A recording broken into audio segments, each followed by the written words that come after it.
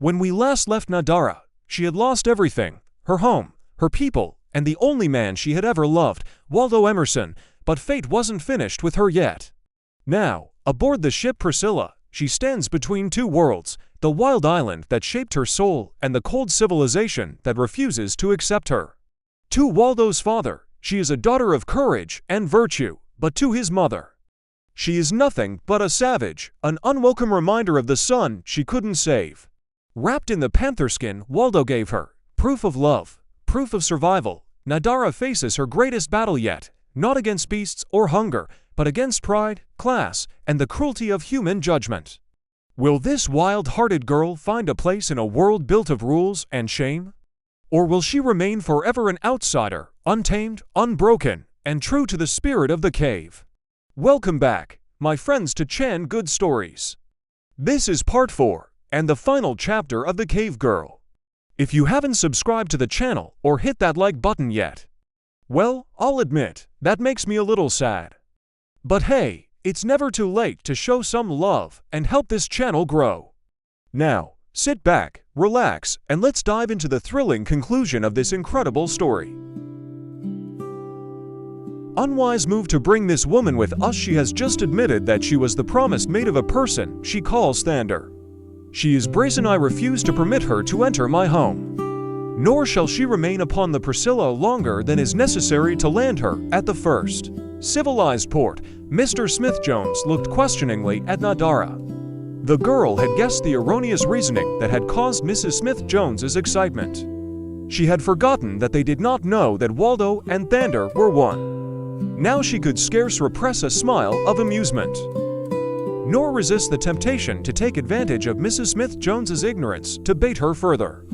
"You had another lover beside Waldo?" asked Mr. Smith-Jones. "I loved Thandar," she replied. "Thandar was king of my people. He loved me.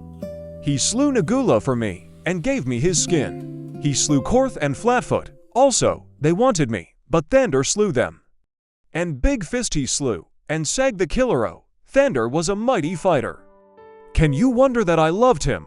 He was a hideous murderer," cried Mrs. Smith-Jones, "and to think that my poor Waldo, poor, timid, gentle Waldo, was condemned to live among such savage brutes. Oh, it is too terrible." Nadara's eyes went wide. It was her turn to suffer a shock. Poor, timid, gentle Waldo. Had she heard aright? Could it be that they were describing the same man?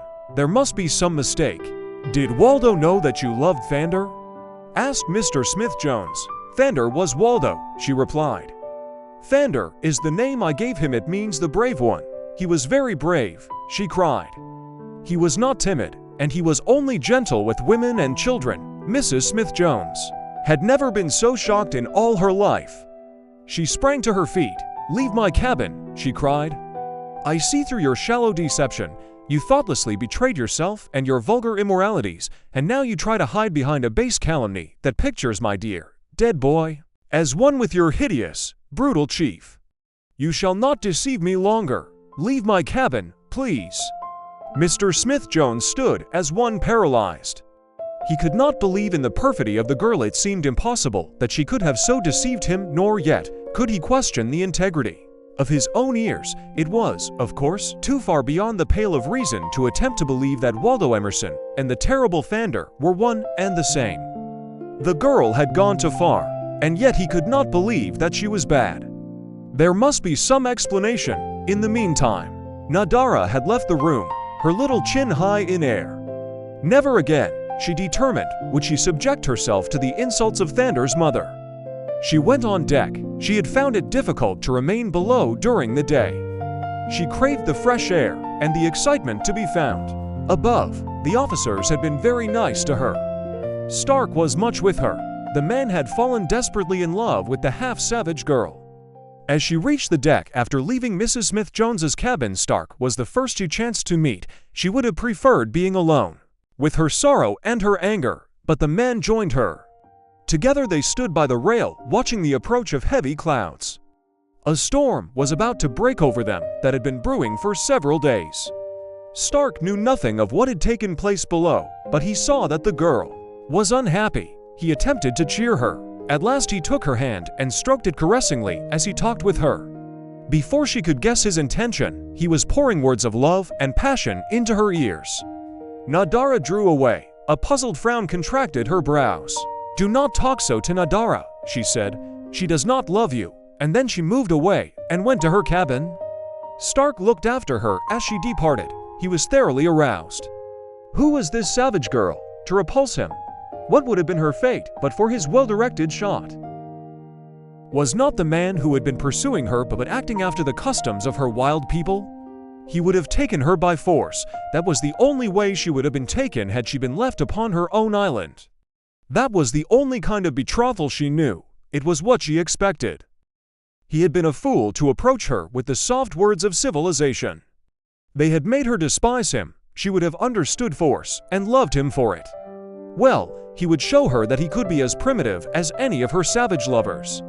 The storm broke. The wind became a hurricane. The Priscilla was forced to turn and flee before the anger of the elements, so that she retraced her course of the past 2 days and then was blown to the north. Stark saw nothing of Nadara during this period. At the end of 36 hours, the wind had died and the sea was settling to its normal quiet. It was the first evening after the storm. The deck of the Priscilla was almost deserted. The yacht was moving slowly along, not far off the shore of one of the many islands that dot that part of the South Seas. Nadara came on deck for a walk before retiring. Stark and 2 sailors were on watch. At sight of the girl, the first officer approached her. He spoke pleasantly, as though nothing had occurred to mar their friendly relations. He talked of the storm and pointed out the black outlines of the nearby shore, and as he talked he led her toward the stern, out of sight of the sailors forward. Suddenly he turned upon her and grasped her in his arms. With brutal force he crushed her to him, covering her face with kisses. She fought to free herself, but Stark was a strong man. Slowly he forced her to the deck. She beat him in the face and upon the breast, and at last, in the extreme of desperation, she screamed for help. Instantly, he struck her a heavy blow upon the jaw. The slender form of the girl relaxed upon the deck in unconsciousness. Now Stark came to a sudden realization of the gravity of the thing he had done. He knew that when Nadara regained consciousness, his perfidy would come to the attention of Captain Burlingham, and he feared the quiet, ex-naval officer more than he did the devil. He looked over the rail. It would be an easy thing to dispose of the girl. He had only to drop her unconscious body into the still waters below. He raised her in his arms and bore her to the rail. The moon shone down upon her face. He looked out over the water and saw the shore so close at hand. There would be a thorough investigation. And the sailors, who had no love for him, as he well knew, would lose no time in reporting that he had been the last to be seen with the girl. Evidently, he was in for it, one way or the other. Again he looked down into Nadara's face. She was very beautiful. He wanted her badly. Slowly his glance wandered to the calm waters of the ocean and on to the quiet shoreline. Then back to the girl. For a moment he stood irresolute. Then he stepped to the side of the cabin where hung a life preserver to which was attached a long line. He put the life preserver about Nadara, then he lowered her into the ocean. The moment he felt her weight transferred from the lowering rope to the life preserver, he vaulted over the yacht's rail into the dark waters beneath her stern. Nadara did not regain consciousness until Stark had reached shore and was dragging her out upon the beach above the surf. For several minutes after she had opened her eyes, she had difficulty in recalling the events that had immediately preceded Stark's attack upon her. She felt the life belt still about her, and as Stark stooped above her to remove it, she knew that it was he, though she could not distinguish his features. What had happened? Slowly a realization of the man's bold act forced itself upon her. He had leapt overboard from the Priscilla and swam ashore with her rather than face the consequences of his brutal conduct. Toward her, to a girl reared within the protective influences of civilization, Nadara's position would have seemed hopeless. But Nadara knew not of other protection than that afforded by her own quick wits and the agility of her swift young muscles. To her, it would have seemed infinitely more appalling to have been confined within the narrow limits of the yacht with this man, for there all was strange and new. She still had half feared and mistrusted all aboard the Priscilla except Thandar's father and Captain Burlingham. But would they have protected her from Stark? She did not know. Among her own people, only a father, brother, or mate protected a woman from one who sought her against her will, and of these she had none upon the little vessel. But now it was different. Intuitively she knew that upon a savage shore, however strange and unfamiliar it might be, she would have every advantage over the first officer of the Priscilla. His life had been spent close to the haunts of civilization. He knew nothing of the woodcraft that was second nature to her. He might perish in a land of plenty through ignorance of where to search for food, and of what was edible and what was not. This much her early experience with Waldo Emerson had taught her. When their paths first had crossed, Waldo had been as ignorant as a newborn babe in the craft of life. Primeval Nadara had to teach him everything. Behind them Nadara heard the gentle soughing of trees, the myriad noises of the teeming jungle night, and she smiled. It was inky black about them. Stark had removed the life belt and placed it beneath the girl's head. He thought her still unconscious, perhaps dead. Now he was wringing the water from his clothes. His back toward her, Nadara rose to her feet, noiseless as Nagula. Like a shadow she melted into the blackness of the jungle that fringed the shore. Careful and alert, she picked her way within the tangled mass for a few yards.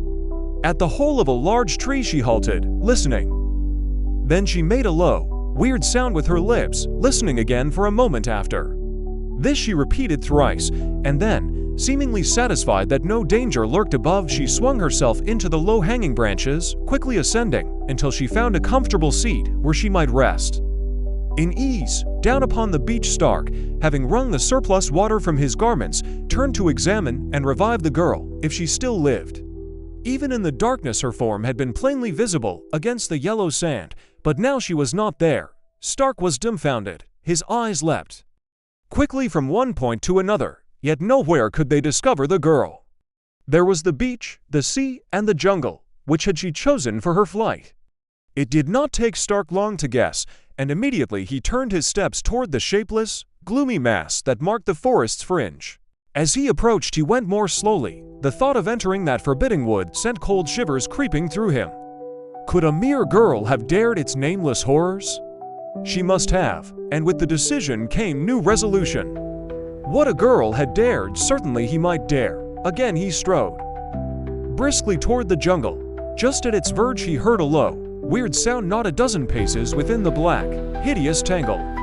It was Nadara voicing the two notes which some ancient forebear of her tribe had discovered would ring an answering growl from Nagula, and an uneasy hiss from that other. Arch-enemy of man, the great, slimy serpent, whose sinuous coils twined threateningly above them in the branches of the trees. Only these Nadara feared these, and man. So, before entering a tree at night, it was her custom to assure herself that neither Nagula nor Kuvra lurked in the branches of the tree she had chosen for sanctuary. Stark beat a hasty retreat, nor did he again venture from the beach during the balance of the long, dismal night. When dawn broke, it found Nadara much refreshed by the sleep she had enjoyed within the comparative safety of the great tree, and Stark haggard and exhausted by a sleepless night of terror and regret. He cursed himself, the girl, and his bestial passion, and then as his thoughts conjured her lovely face and perfect figure before his mind's eye, he leapt to his feet and swung briskly toward the jungle. He would find her. All that he had sacrificed should not be in vain. He would find her and keep her. Together they would make a home upon this tropical shore. He would get everything out of life that there was to get. He had taken but a few steps before he discovered, plain in the damp sand before him, the prints of Nadara's naked feet, in a well-defined trail leading toward the wood.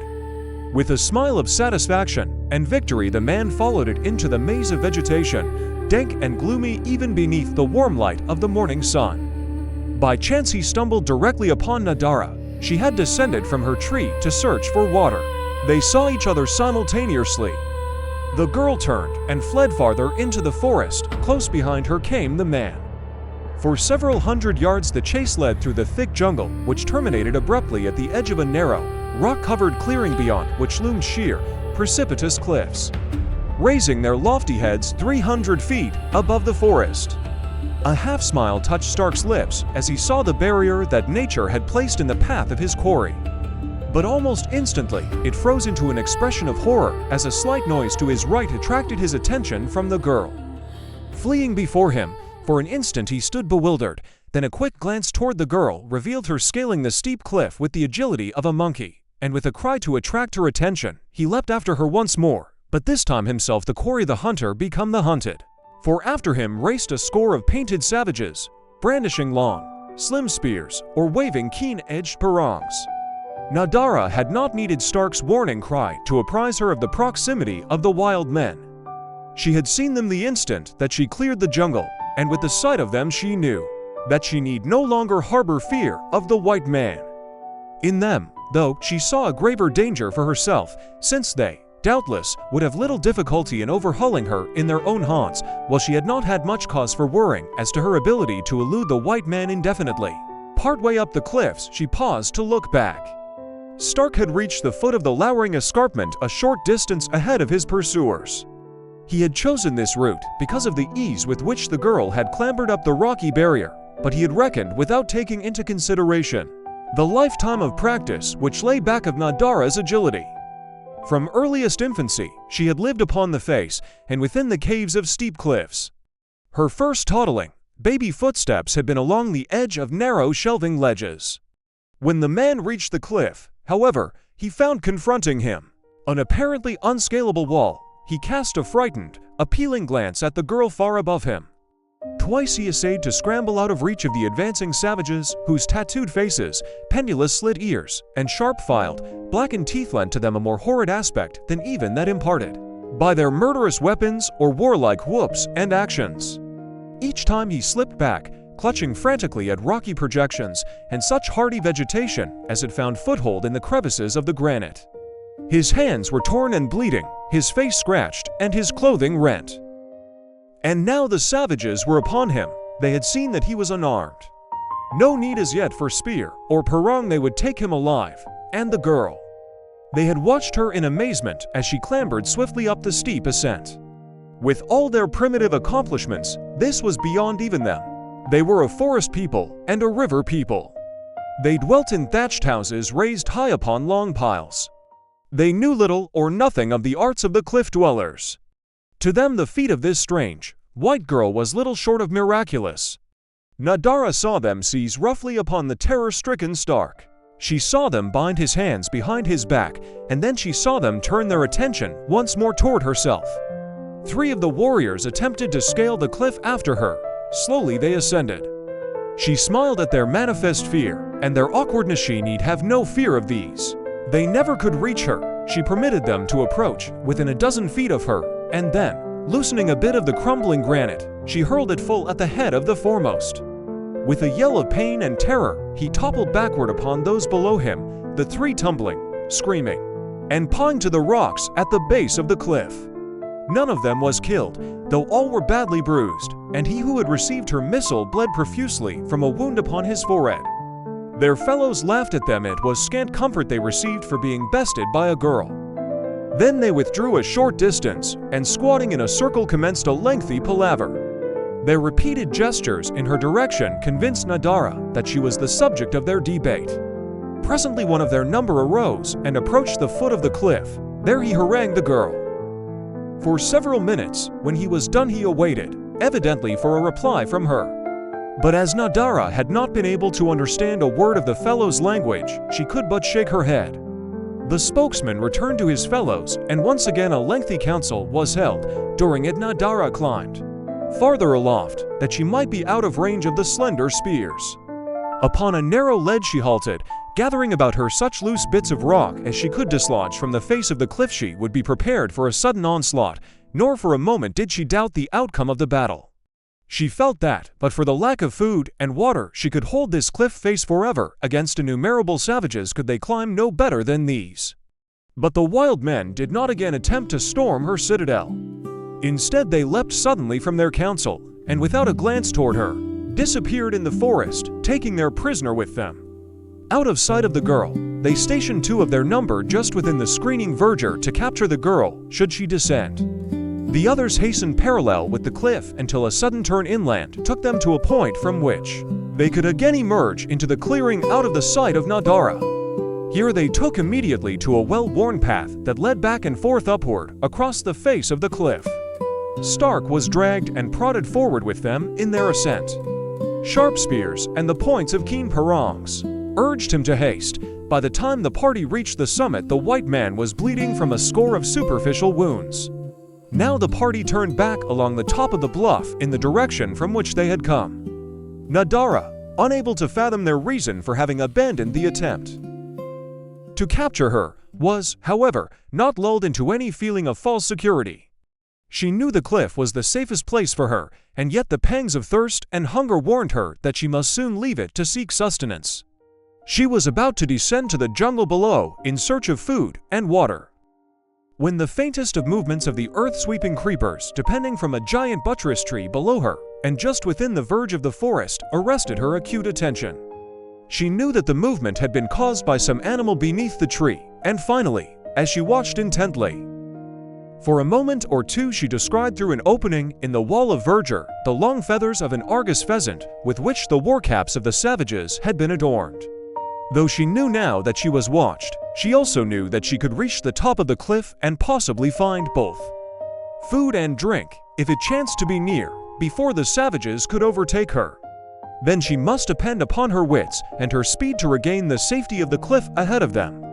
That they would attempt to scale the barrier at the same point at which she had climbed it, she doubted. For she had seen that they were comparatively unaccustomed to this sort of going, and so she guessed that if they followed her upward at all it would be by means of some beaten trail of which they had knowledge. And so Nadara scaled the heights, passing over and around obstacles that would have blanched the cheek of the hardiest mountain climber with the ease and speed of the chamois. At the summit, she found an open, park-like forest, and into this she plunged, running forward in quest of food and drink. A few familiar fruits and nuts assuaged the keenest pangs of hunger. But nowhere could she find water or signs of water. She had traveled for almost a mile, directly inland from the coast, when she stumbled, purely by chance, upon a little spring hidden in a leafy bower. The cool, clear water refreshed her, imparting to her new life and energy. After drinking her fill, she sought some means of carrying a little supply of the priceless liquid back to her cliffside refuge, but though she searched diligently, she could discover no growing thing which might be transformed into a vessel. There was nothing for it then other than to return without the water, trusting to her wits to find the means of eluding the savages from time to time as it became necessary for her to quench her thirst. Later, she was sure she should discover some form of gourd or the bladder of an animal in which she could hoard a few precious drops. Her woodcraft, combined with her almost uncanny sense of direction, led her directly back to the spot at which she had topped the cliff. There was no sign of the savages. She breathed a sigh of relief as she stepped to the edge of the forest, and then, all about her, from behind trees and bushes, rose the main body of the wild men. With shouts of savage glee they leapt upon her. There was no chance for flight. In every direction brutal faces and murderous weapons barred her way. With greater consideration than she had looked forward to, they signaled her to accompany them. Stark was with them. To him, slight humanity was shown. If he lagged, a spear point, already red with his blood, urged him to greater speed. But to the girl no cruelty nor indignity was shown.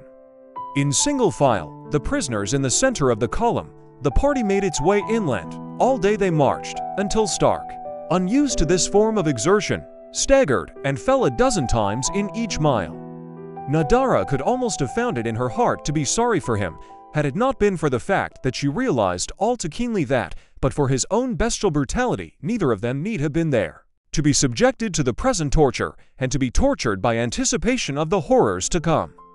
To the girl it seemed that her fate must be 1,000-fold more terrible than the mere death the man was to suffer, for that these degraded savages would let him live seemed beyond the pale of reason. She prayed to the god of which her Thandar had taught her for a quick and merciful death, yet while she prayed she well knew that no such boon could be expected.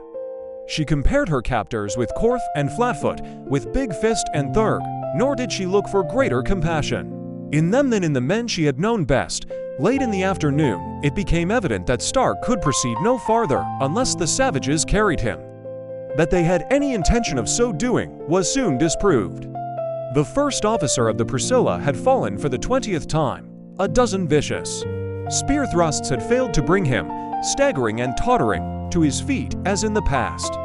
The chief of the party approached the fallen wight, kicking him in the sides and face, and at last pricking him with the sharp point of his parang. Stark but lay an inert mass of suffering flesh and groaned. The chief grew angry. He grasped the white man around the body and raised him to his feet, but the moment that he released him, Stark fell to earth once more. At last the warrior could evidently control his rage no further. With a savage whoop, he swung his parang aloft, bringing it down full upon the neck of the prostrate wight. The head, grinning horribly, rolled to Nadara's feet. She looked at it, lying there staring up at her out of its blank and sightless eyes, without the slightest trace of emotion. Nadara, the cave girl, was accustomed to death in all its most horrible and sudden forms. She saw before her but the head of an enemy. It was nothing to her. Stark had only himself to thank. The chief gathered the severed head into a bit of bark cloth and, fastening it to the end of his spear, signaled his followers to resume the journey. On and on they went, farther into the interior, and with them went Nadara, born to what nameless fate she could but guess. 2 days after the earthquake that had saved Nadara from Thandar and wiped out the people of the girl's tribe, a man moved feebly beneath the tumbled debris from the rooftop of his clogged cavern. It was Thandar. The tons of rock that had toppled from above and buried the entrance to his cave had passed him by unscathed, while the few pounds shaken from the ceiling had stunned him into a long-enduring insensibility. Slowly he regained consciousness, but it was a long time before he could marshal his faculties to even a slight appreciation of the catastrophe that had overwhelmed him. Then his first thought was of Nadara. He crawled to what had once been the entrance of his cave. He had not as yet linked the darkness to its real cause. He thought at night. It had been night when he closed his eyes.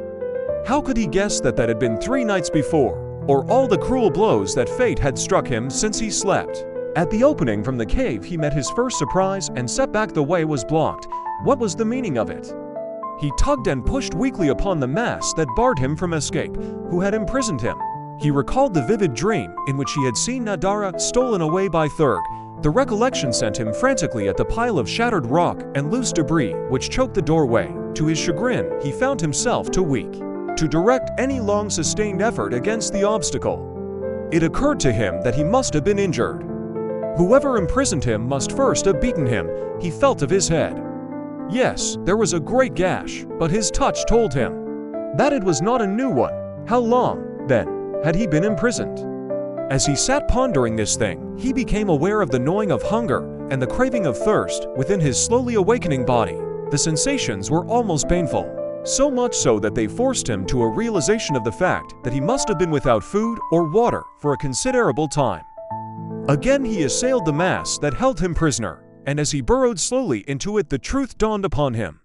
He recalled the rumblings of the great Nagula that had frightened Nadara the night of the council.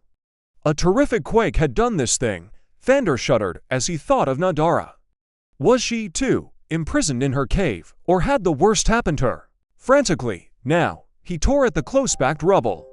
But he soon discovered that not in ill-directed haste lay his means of escape. Slowly and carefully, piece by piece, he must remove the broken rock until he had tunneled through to the outer world. Reason told him that he was not deeply buried, for the fact that he lived and could breathe was sufficient proof that fresh air was finding its way through the debris, which it could not have done did the stuff lie before the cave in any considerable thickness. Weak as he was, he could work but slowly, so that it was several hours later before he caught the first glimpse of daylight beyond the obstacle. After that he progressed more rapidly, and presently he crawled through a small opening to view the wreckage of the shattered cliff. A flock of vultures rose from their hideous feast as the sight of Thandar disturbed them. The man shuddered as he looked down upon the grisly things from which they had risen. Forgetting his hunger and his thirst, he scrambled up over the tortured cliff face to where Nadara's cave had been. Its mouth was buried as his had been. Again he set to work, but this time it was easier. When at last he had opened a way within, he hesitated for fear of the blighting sorrow that awaited him. At last, nerving himself to the ordeal, he crawled within the cave that had been Nadara's. Groping about in the darkness, expecting each moment to feel the body of his loved one cold in death, he at last covered the entire floor. There was no body within. Hastily, he made his way to the face of the cliff again, and then commenced a horrible and pitiful search among the ghastly remnants of men and women that lay scattered about among the tumbled rocks. But even here his search was vain, for the ghoulish scavengers had torn from their prey. Every shred of their former likenesses, weak, exhausted, sorrow-ridden and broken, Thandar dragged himself painfully to the little river. Here he quenched his thirst and bathed his body. After, he sought food. And then he crawled to a hole he knew of in the river bank, and curling up upon the dead grasses within, slept the sun around. Refreshed and strengthened by his sleep and the food that he had taken, Thandar emerged from his dark warren with renewed hope. Nadara could not be dead. It was impossible. She must have escaped and be wandering about the island. He would search for her until he found her. But as day followed day, and still no sign of Nadara or any other living human being, he became painfully convinced that he alone of the inhabitants of the island had survived the cataclysm. The thought of living on through a long life without her cast him into the blackest pit of despair. He reproached heaven for not having taken him as well, for without Nadara life was not worth the living. With the passage of time, his grief grew more rather than less acute. As it increased, so to increase the horror of his loneliness. The island became a hated thing, life a mockery. The chances that a vessel would touch the shore again during his lifetime seemed remote indeed, unless his father sent out a relief party, but in his despair he did not even hope for such a contingency. He would not take his own life, though the temptation was great, but he courted death in every form that the savage island owned. He slept out upon the ground at night. He sought Nagula in his lair, and armed only with his light lance he leapt to close quarters with every one of the great cats he could find. The wild boars, often as formidable as Nagula himself, were hunted now as they never had been hunted before. Thandar lived high those days, and many were the panther pelts that lined his newfound cave in the cliff beside the sea, the same cliff in which Nadara had found shelter, and from whence she had gone away with the search party from the Priscilla. One day, as Thandar was returning from the beach where he often went to scan the horizon for a sail, he saw something moving at the foot of his cliff. Thandar dropped behind a bush, watching. A moment later, the thing moved again, and Thandar saw that it was a man. Instantly, he sprang to his feet and ran forward. The days that he had been without human companionship had seemed to drag themselves into as many weary months. Now he had reached the pinnacle of loneliness from which he would gladly have embraced the devil had he come in human guise. Thandar ran noiselessly. He was almost upon the man, a great, hairy brute, before the fellow was aware of his presence. At first the fellow turned to run, but when he saw that Thandar was alone, he remained to fight. "I am Roof," he cried, "and I can kill you." The familiar primitive greeting no longer raised Thandar's temperature or filled him with the fire of battle. He wanted companionship now, not a quarrel. "I am Thandar," he replied. The slow-witted, hulking brute recognized him and stepped back a pace. He was not so keen to fight now that he had learned the identity of the man who faced him. He had seen Thandar in battle. He had witnessed Thurg's defeat at the hands of this smooth-skinned stranger. "Let us not fight," continued Thandar. "We are alone upon the island. I have seen no other than you since the great Nagula came forth and destroyed the people. Let us be friends, hunting together in peace, otherwise one of us must kill the other, and thereafter live always alone until death releases him from his terrible solitude." Roof peered over Thandar's shoulder toward the wood behind him. "Are you alone?" he asked. "Yes, have I not told you that all were killed, but you and I?" "All were not killed," replied Roof, "but I will be friends with Thandar. We will hunt together and cave together. Roof and Thandar are brothers." He stooped, and gathering a handful of grass advanced toward the American. Thandar did likewise. And when each had taken the peace offering of the other and rubbed it upon his forehead, the ceremony of friendship was complete, simple, but none the less effectual, for each knew that the other would rather die than disregard the primitive pact. "You said that all were not killed, Roof," said Thandar, the ceremony over. "What do you mean? All were not killed by the great Nagula," replied the bad man. "Thurg was not killed, nor was she who was Thandar's mate, she whom Thurg would have stolen." "What?" Thandar almost screamed the question. "Nadara not dead?" "Look," said Roof, and he led the way to the foot of the cliff. "See." "Yes," replied Thandar, "I had noticed that body, but what of it?" "It was Thurg," explained Roof. "He sought to reach your mate, who had taken refuge in that cave far above us. Then came some strange men, who made a great noise with sticks, and Thurg fell dead. The loud noise had killed him from a great distance. Then came the strange men, and she whom you call Nadara went away with them." "In which direction?" cried Thandar. "Where did they take her?" "They took her to the strange cliff in which they dwelt, the one in which they came. Never saw man such a thing as this cliff. It floated upon the face of the water. About its face were many tiny caves, but the people did not come out of these. They came from the top of the cliff, and clambering down the sides floated ashore in hollow things of wood. On top of the cliff were two trees without leaves, and only very short, straight branches. When the cliff went away, black smoke came out of it from a short black stump of a tree between the two trees. It was a very wonderful thing to see. But the most wonderful of all were the noise sticks that killed Thurg and Nagula a long way off. Not half of Ruf's narrative did Thandar hear. Through his brain roared and thundered a single mighty thought: Nadara lives, Nadara lives. Life took on a new meaning to him now. He trembled at the thought of the chances he had been taking. Now, indeed, must he live. He leapt up and down, laughing and shouting. He threw his arms about the astonished Ruf, whirling the troglodyte about in a mad waltz. Nadara lives, Nadara lives. Once again the sun shone, the birds sang. Nature was her old, happy, carefree self. Nadara was alive and among civilized men. But then came a doubt. Did Nadara go willingly with these strangers, he asked Ruf, or did they take her by force? They did not take her by force, replied Ruf. They talked with her for a time, and then she took the hand of one of the men in hers, stroking it, and he placed his arm about her. Afterward they walked slowly to the edge of the great water, where they got into the strange things that had brought them to the land, and returned to their floating cliff. Presently the smoke came out, as I have told you, and the cliff went away toward the edge of the world. But they are all dead now. What? Yelled Thandar. Yes, I saw the cliff sink, very slowly, when it was a long way off, until only the smoke was coming out of the water. Thandar breathed a sigh of relief. Point, he said, to the place where the cliff sank beneath the water. Ruf pointed almost due north. There, he said. For days Thandar puzzled over the possible identity of the ship and the men with whom Nadara had gone so willingly. Doubtless some kindly mariner, hearing her story, had taken her home, away from the terrors and the loneliness of this unhappy island. And now the man chafed to be after her, that he might search the world for his lost love. To wait for a ship appeared quite impossible to the impatient Thandar, for he knew that a ship might never come. There was but one alternative, and had Waldo Emerson been a less impractical man in the world to which he had been born, he would have cast aside that single alternative as entirely beyond the pale of possibility.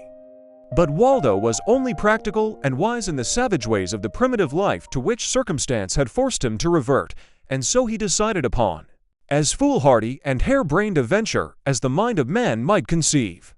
It was no less a thing than to build a boat and set out upon the broad Pacific in search of a civilized port or a vessel that might bear him to such.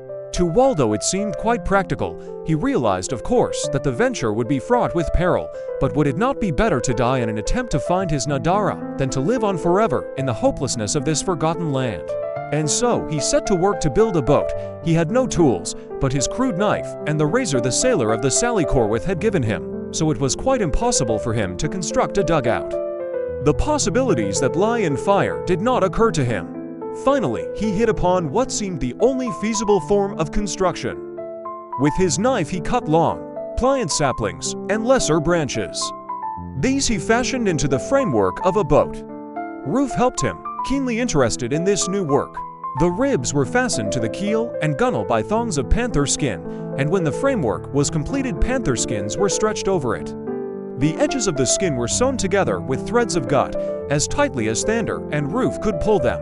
A mast was rigged well forward, and another panther skin from which the fur had been scraped was fitted as a sail, square-rigged. For rudder Thandar fashioned a long, slender sapling, looped at one end, and the loop covered with skin laced tightly on. This, he figured, would serve both as rudder and paddle, as necessity demanded. At last all was done. Together Thandar and Ruf carried the light, crude skiff to the ocean. They waded out beyond the surf, and upon the crest of a receding swell, they launched the thing, Thandar leaping in as it floated upon the water. The sail was not taken along for this trial.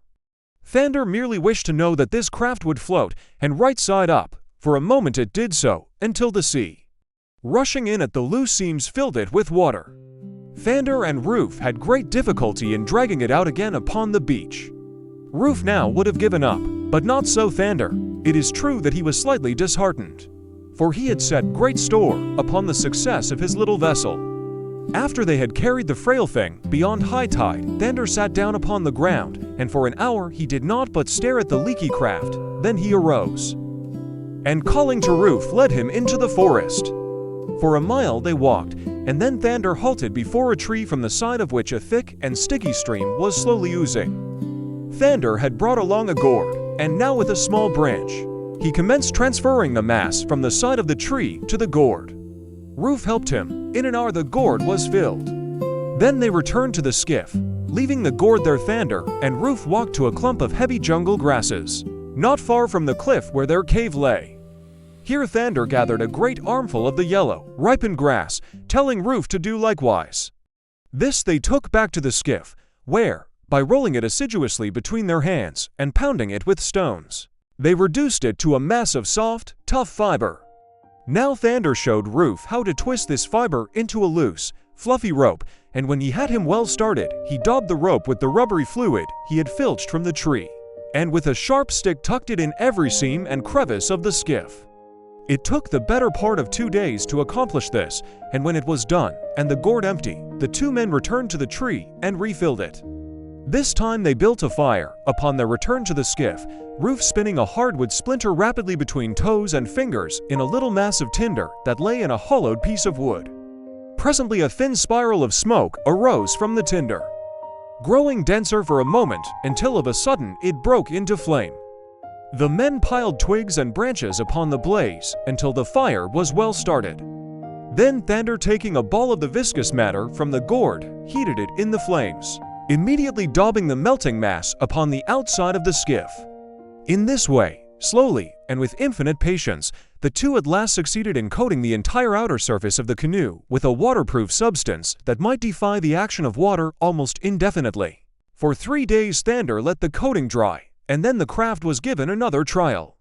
The man's heart was in his throat as the canoe floated upon the crest of a great wave, and he leapt into it, but a moment later he shouted in relief and delight. The thing floated like a cork, nor was there the slightest leak discernible. For half an hour Thandar paddled about the harbor, and then he returned for the sail. This too, though rather heavy and awkward, worked admirably, and the balance of the day he spent in sailing, even venturing out into the ocean. Much of the time he paddled, for Waldo Emerson knew more of the galleys of ancient Greece than he did of sails or sailing, so that for the most part, he sailed with the wind, paddling when he wished to travel in another direction. But, withal, his attempt filled him with delight, and he could scarce wait to be off towards civilization and Nadara. The next 2 days were spent in collecting food and water, which Thandar packed in numerous gourds, sealing the mouths with the rubbery substance such as he had used to waterproof his craft. The flesh of wild hog and deer and bird he cut in narrow strips and dried over a slow fire. In this work Roof assisted him, and at last all was in readiness for the venture. The day of his departure dawned bright and clear. A gentle south wind gave promise of great speed toward the north. Thandar was wild with hope and excitement. Roof was to accompany him, but at the last moment the nerve of the troglodyte failed him, and he ran away and hid in the forest. It was just as well, thought Thandar, for now his provisions would last twice as long. And so he set out upon his perilous adventure, braving the mighty Pacific in a frail and unseaworthy cockleshell with all the assurance and confidence that is ever born of ignorance. Nature so far had been kind to Waldo Emerson Smith-Jones. No high winds or heavy seas had assailed him, and he had been upon the water for 3 days now. The wind had held steadily out of the south. Even so, Waldo Emerson was commencing to doubt and to worry. His supply of water was running dangerously low. His food supply would last but a few days longer. And as yet he had sighted no sail, nor seen any land. Furthermore, he had not the remotest conception of how he might retrace his way to the island he had just quitted. He could only sail before the wind. Should the wind veer around into the north, he might, by chance, be blown back to the island. You're watching this video on Good Stories. Welcome, my friends. I hope you enjoy every moment of it. Thank you so much for subscribing and hitting that like button. Your support truly means the world to me. Otherwise, he never could reach it, and he was beginning to wonder if he had not been a trifle too precipitate in his abandonment of land. In common with most other landsmen, Waldo Emerson had little conception of the vastness of the seas. His recollection of maps pictured the calm and level blue dotted, especially in the South Seas, with many islands. Their names were reassuring: the Society Islands, the Friendly Islands, Christmas Island. He hoped he would land upon one of these. There were so many islands upon the maps, and they seemed so close together that he was mystified he had failed to sight several hundred long before this. And ships, it appeared incredible that he should have seen not a single sail. He recalled the atlas he had examined prior to embarking upon his health cruise. The Pacific had been lined in all directions with steamer routes, and between them, Waldo had felt, the ocean must be dotted with the innumerable tramps that come and go. And yet for 3 days nothing had broken the dull monotony of the vast circle of which he was always the center and the sole occupant. In 3 days, thought Waldo, he must have covered an immense distance, and 3 more days dragged their weary lengths. The wind had died to the faintest of breezes. The canoe was just making headway, and that was all. The water was gone, the food nearly so. Waldo was suffering from lack of the former. The pitiless sun beating down upon him increased his agony. He stretched his panther skin across the stern and hid beneath it from the torrid rays. And there he lay until darkness brought relief. During the night the wind sprang up again, but this time from the west. It rose, and with it rose the sea.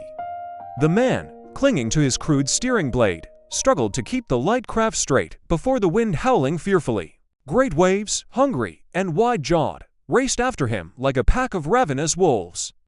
Thandar knew the unequal struggle against the mighty forces of the elements could not endure for long.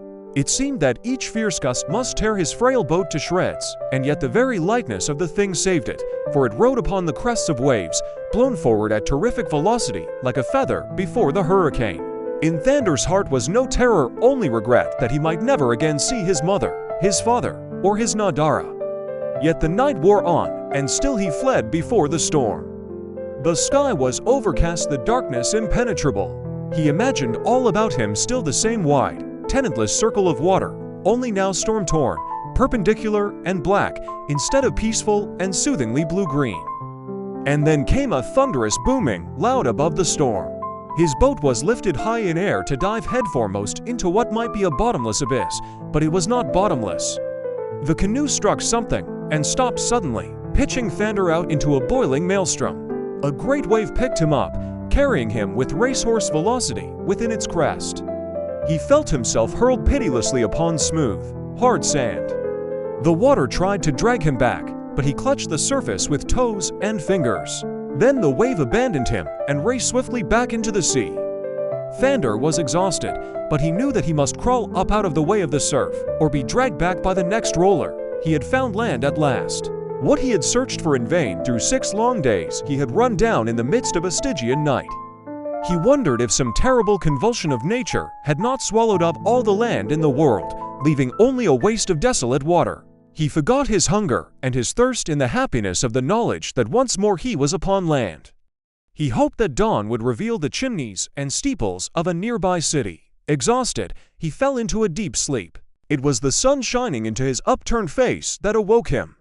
He was lying upon his back beside a clump of bushes above the beach. About to rise and survey the new world, he heard a familiar sound upon the opposite side of his bush. It was the movement of an animal creeping through long grass. Thandar came noiselessly to his hands and knees, peering through branches. What he saw sent his hand groping for his wooden sword with its fire-hardened point. There, not 5 paces from him, was a man going cautiously upon all 4s. It was the most horrible man Thandar had ever seen. Even Thurg appeared lovely by comparison. The creature's ears were split, his face cicatrized and tattooed. The teeth were black and pointed, a headdress of long feathers waved above the hideous face. The arms, legs, and abdomen were tattooed, the breast circled with designs. In his belt lay a sword, and in his hand he carried a long spear. The warrior was creeping stealthily upon something at Thandar's left. Looking, Thandar discerned a figure moving along the beach.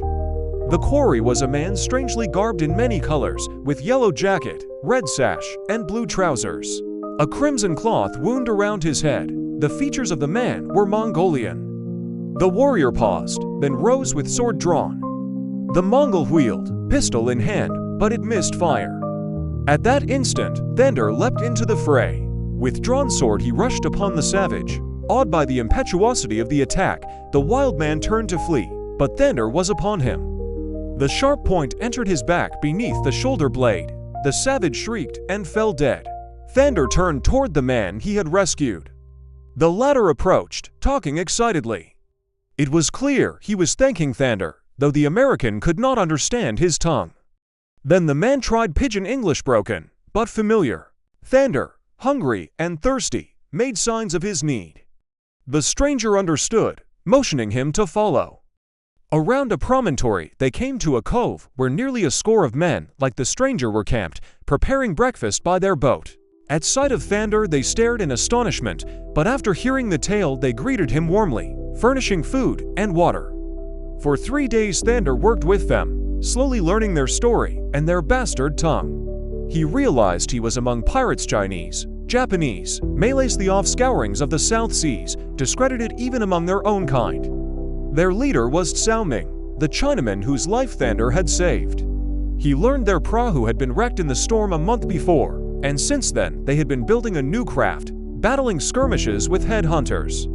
Only yesterday, one of their men had been killed, another captured by savages. These savages were ferocious headhunters, preferring ambush to fair fight. The pirates lived in constant fear. Their boat was almost complete. 2 more days would see it launched, and Cao Ming promised Thandar passage to civilization. On the 3rd day, an exhausted, blood-smeared man staggered into camp. It was Balloon, who had been captured.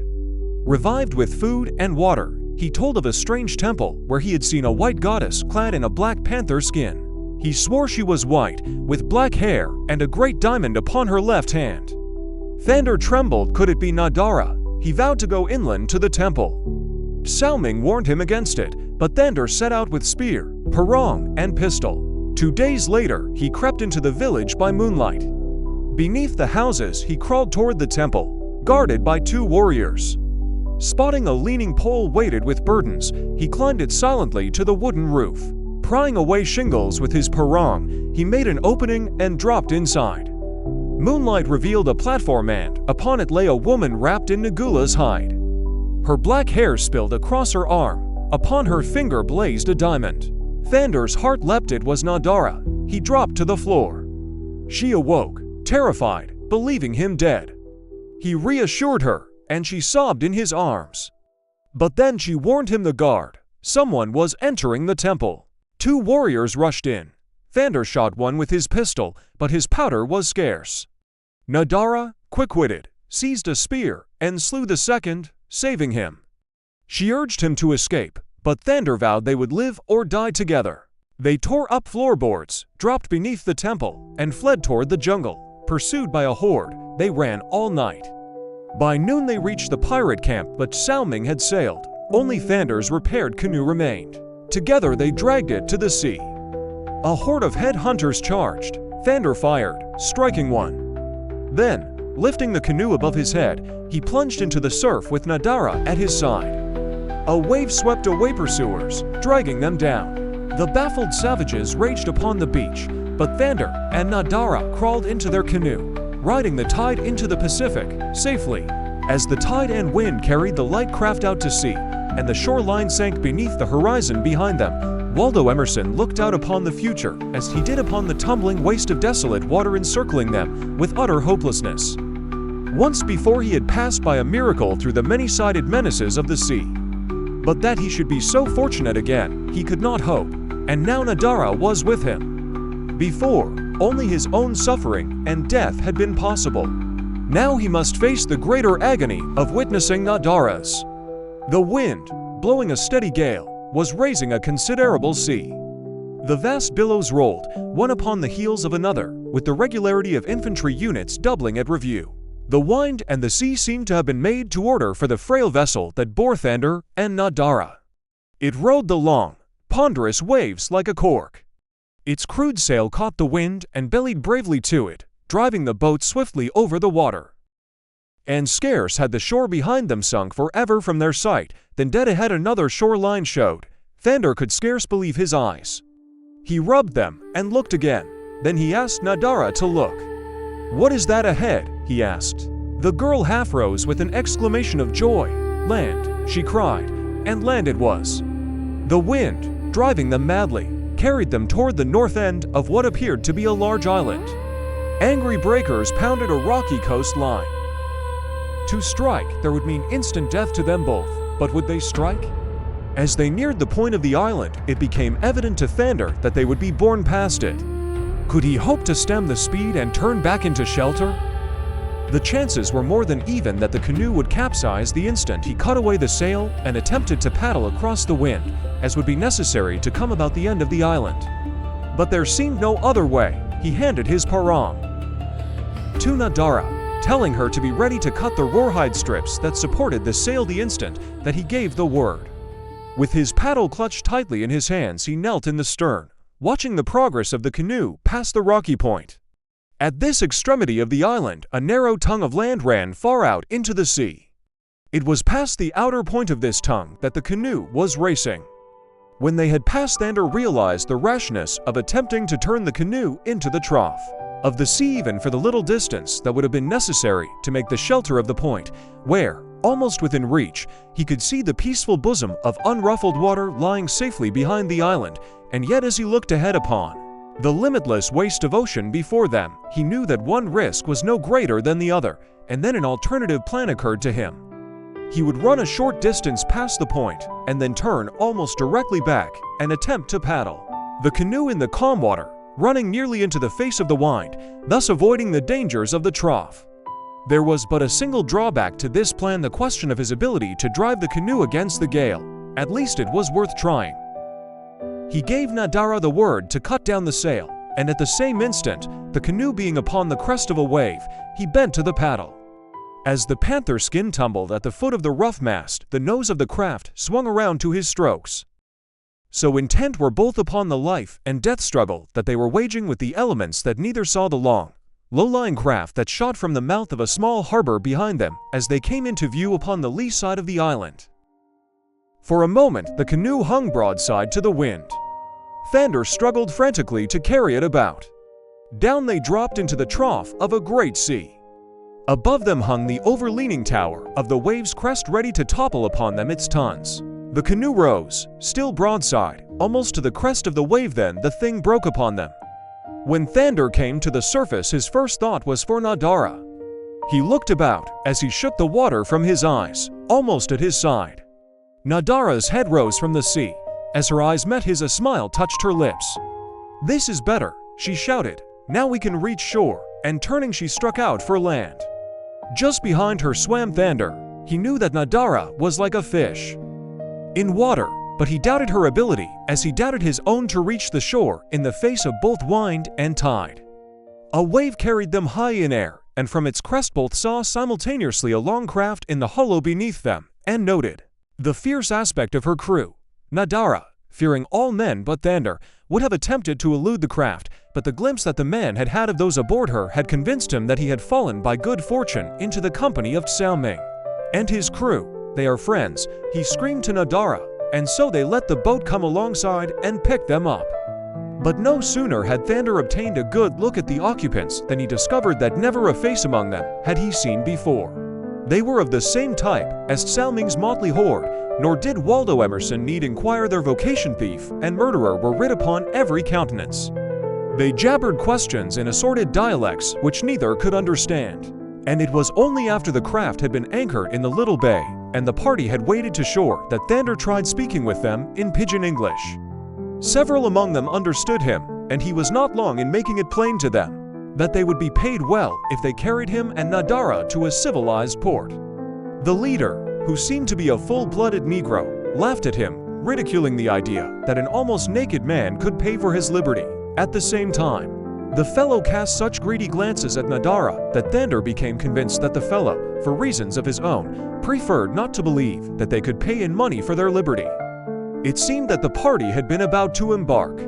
for another portion of the western coast of the island where the main body of the horde lay. They had but been waiting for 3 of their crew who had gone inland hunting when they had seen the canoe and put out to capture its occupants. Now they returned to the little harbor to pick up their fellows and continue toward the main camp. The Black was for dispatching Thandar at once as their boat was already overcrowded, but there were others who counseled him against it, reminding him of the probable anger of their chief, who saw only in a dead prisoner the loss of a possible ransom. At last the hunters returned and all embarked. Soon the boat had passed out of the bay and was making its way south. Along the west coast of the island, it was almost dark when her nose was turned toward shore and the long sweeps brought into play as the sail sagged to the foot of the mast. Between 2 small, overlapping points that hid what lay behind, they passed into a landlocked harbor. As the boat breasted the end of the inner point, Thandar sprang to his feet with a cry of joy and amazement. Not 100 yards away, riding quietly upon the mirror-like surface of the water, lay the Priscilla. The pirates looked at their prisoner in astonishment. The Black rose with clenched fists as though prepared to strike him.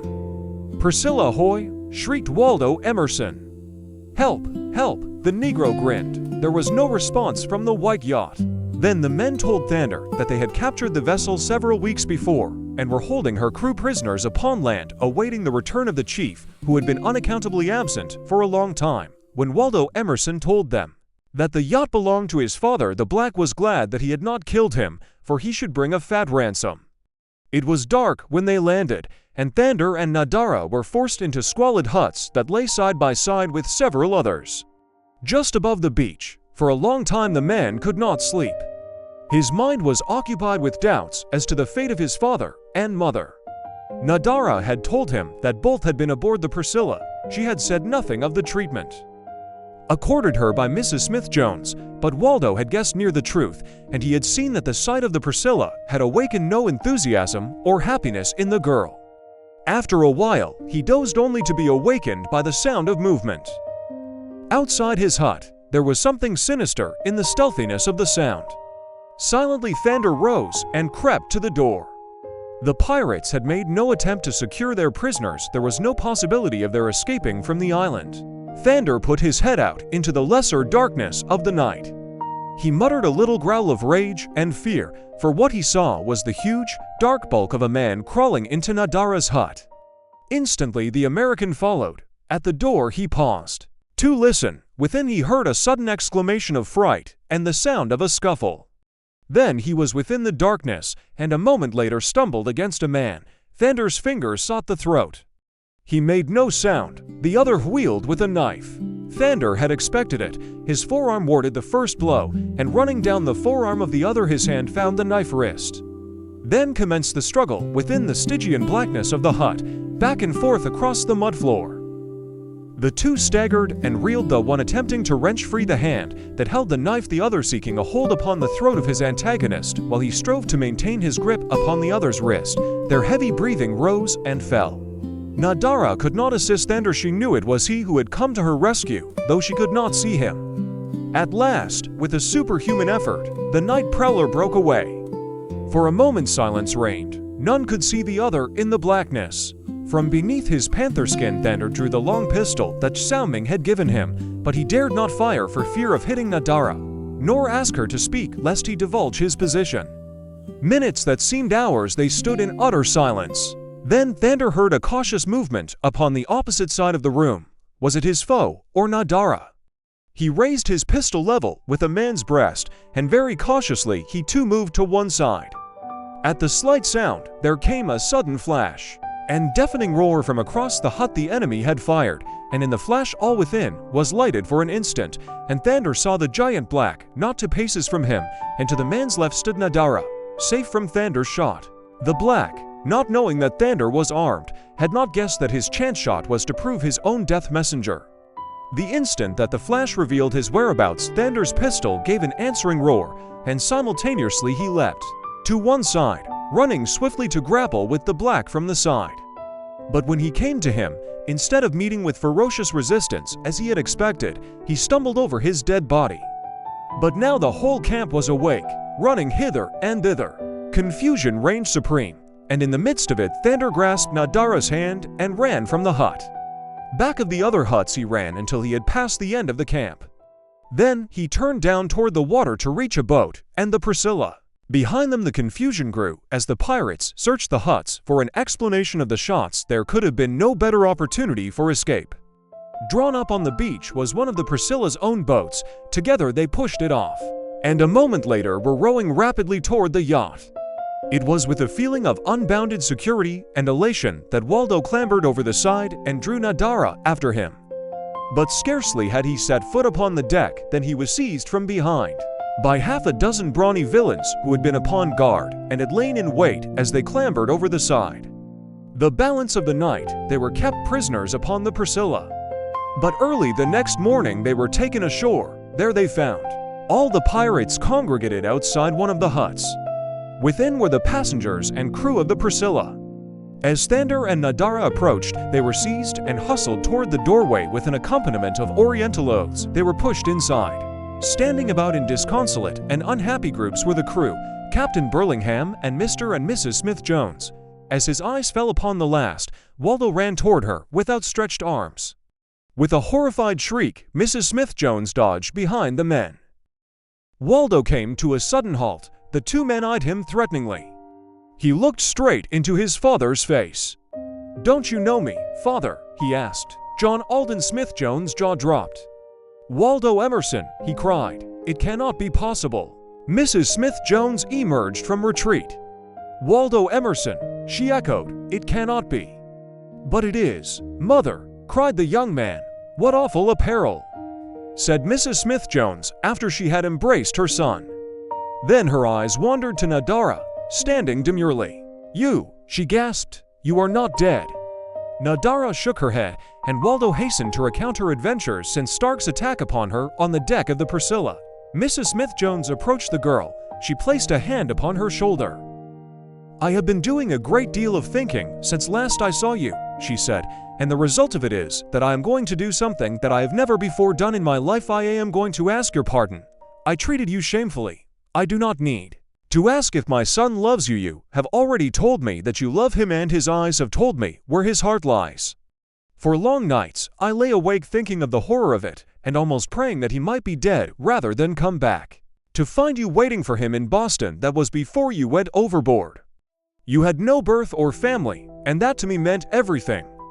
But since I thought that you were both dead, I discovered that I recalled many things about you infinitely preferred over birth and breeding. I cannot tell you just what they are, only I cannot blame my son for loving you. Only you must discard that horrible garment for something presentable, mother," shouted Waldo, as he threw his arms about her. "I knew it. Come," said a pirate entering. They filed out. They learned it had been decided to kill them all, and after looting the Priscilla, sink her, as a man of war had been sighted cruising off the coast. In terror they would wait no longer for the chief. All thoughts of ransom were forgotten in the mad desire to erase every vestige of their piracy. Entirely surrounded, one by one the prisoners were securely bound. The plan was to lead them inland to the densest jungle and there cut their throats. At last all were bound, and the death march commenced. The last of the long line disappeared in the jungle when a rude craft made its way into the harbor. Seeing the Priscilla, it hesitated, then approached and mounted, finding the decks deserted. In the cabins the newcomers discovered two Malays asleep. These they awoke with laughter and rude jests. The guards leapt to their feet, felt for pistols. But seeing who had surprised them, grinned broadly and jabbered, addressing a huge villain chief. He it was whom the pirates had awaited, and whose prolonged absence had resulted in the determination to execute the prisoners. When the chief learned what was going on, he cursed and bellowed, seeing many thousand leongs of Psyche evaporating before his eyes. Shouting orders, he leapt into the craft and pushed rapidly toward the shore. Without waiting to draw the boat upon the beach, the chief plunged into the jungle, his men at his heels. Far ahead trudged the weary prisoners, lashed onward with sticks. At last the pirates halted in tangled vegetation. "Here," said one. Another thought they should proceed further. For a few minutes they argued. Then the first drew his parang and advanced upon Thandar. "Here," he insisted, and swung the blade aloft. A sudden crashing of underbrush and loud, Angry shouts caused him to turn. The prisoners looked. They saw not reassurance, only another ferocious, wrathful pirate followed by a half-dozen villains. He rushed into the group, knocking men to right and left. The fellows who had bullied and cowed the frightened prisoners now looked the picture of abject terror. The chief halted before the man with the bared parang, face livid, working with rage. He tried to speak, then his eyes fell upon Thandar, bound for death. As his gaze fell upon this prisoner, his eyes went wide. He turned upon the would-be executioner, and with a mighty blow felled him. That loosed his tongue, and from his mouth flowed a torrent of awful abuse directed at the men who dared this thing. "And you would have killed Thandar," he shrieked. "Thandar, who saved my life." Then he fell to kicking the prostrate man until Thandar himself interceded. With Xiao Ming's coming, the prisoner's troubles evaporated, for learning the yacht's owner, he restored the Priscilla and all loot to their rightful owners. Nor would he have stopped there had they permitted him, which was to behead half a dozen lieutenants overzealous in piratical duties. Xiao Ming's men replenished water casks and provisions, sufficient to ensure a plentiful table to Honolulu, chosen as first stop. When preparations were completed, a dozen prahus escorted the white yacht 100 miles northward, firing farewell salutes with volley after volley from brass 6-pounders in their bows. As the tiny fleet diminished, a spakes astern, a white flanneled man with close-cropped blonde hair and a slender black-haired girl in simple shirt-waist and duck skirt watched them from the Priscilla's deck. An involuntary sigh escaped the lips of each, and they turned and looked into one another's eyes. "We are leaving a cruel world that has been kind to us," said the man, "for with all its cruelties it gave us each other and reunited us when we were separated. Will civilization be more kind?" asked the girl. Thandar shook his head. "I do not know," he replied.